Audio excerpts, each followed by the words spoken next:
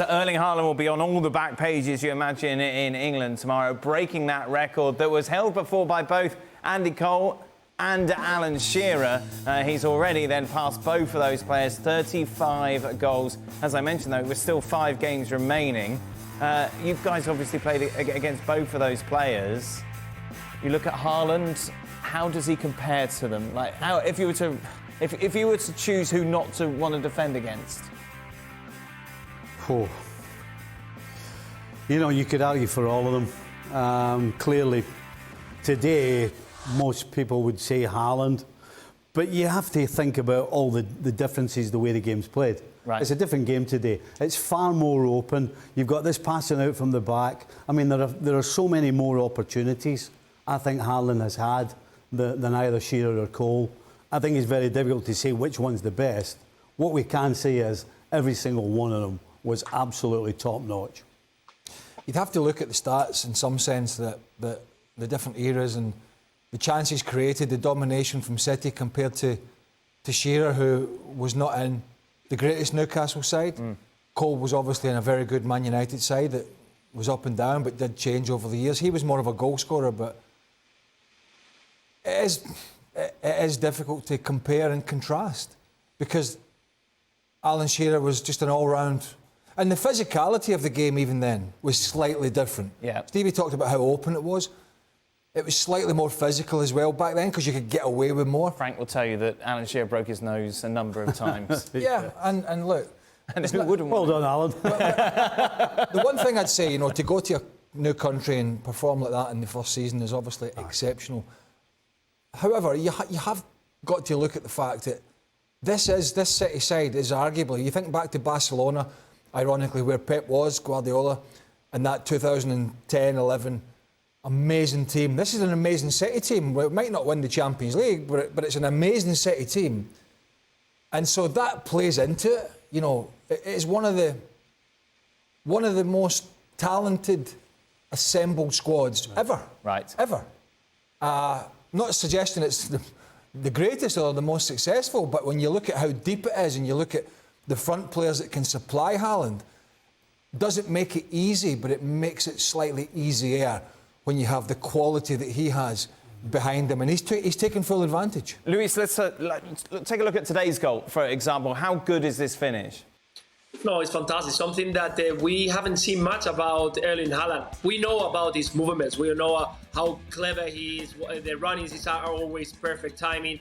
But we haven't seen much about this. We always talk about that he's determined, his desire when he's inside the box, and he doesn't try to be nice, try to show off when he's near the box. But today, I think he knew that he was going to break at some point that record breaking of top scorer. But today wanted to give something else, and that chip is fantastic. He brings to the next level because we've seen so many goals from him, from flying scissor kicks in the air, from headers, from every kind of, but not many chipping balls or trying to be a little bit more nicer on the finish. So fantastic, and well, what a amazing player we got for quite a few years. Of course, next week's all about Real Madrid against Manchester City, Luis. Have Real Madrid got the personnel?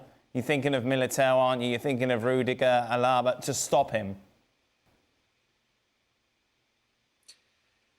Tough. After you know, guys, we talked about Real Madrid because we watch them week in and week out, and Real Madrid is not arriving in the best moment. Real Madrid in Champions League is a different animal, we all know, but you are going to have to face one of the best teams, if not the best team in the world at the moment.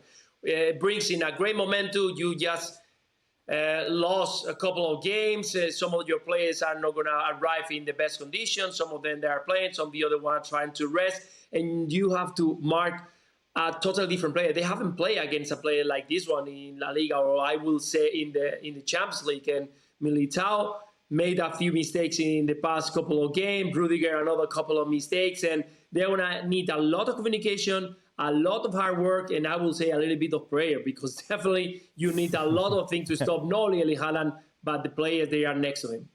How you look at Militao and Rudiger and Alaba, and you ask the question, can they stop Haaland? But I think the answer is, in some sense, is can you stop the City midfield? Right.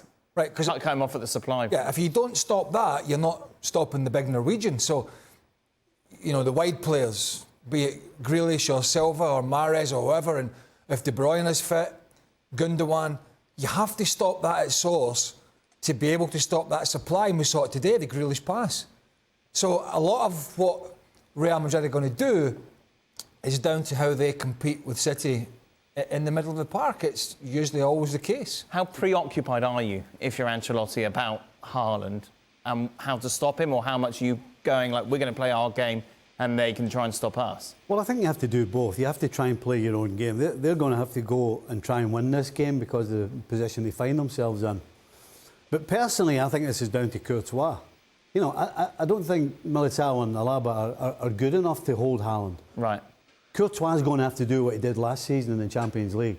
And as much as Benzema was crazy good, Courtois was just as good in goals. And without him, they were not Champions League winners last year. So I don't see how they stop him. But maybe Courtois is the man that can.